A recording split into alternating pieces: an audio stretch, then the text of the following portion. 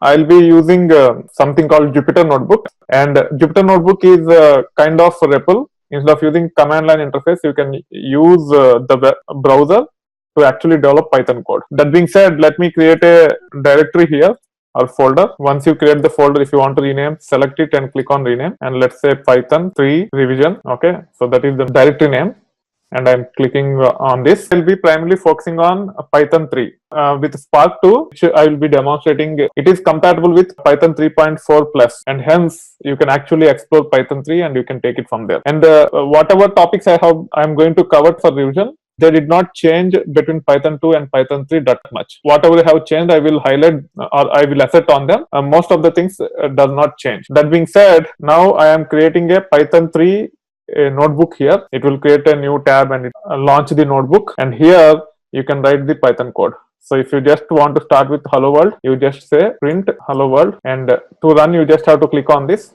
and it will give the output over here. Okay, as part of this revision, I'll be covering all these things, basics of programming, like how to get help, how to get the type of the variable. I will highlight the indentation briefly, and then we will see functions. We will revise predefined functions. We will see how to create user defined functions, lambda functions, and then basic file IO, collections and MapReduce APIs, and also we brief for you about Panda data frames.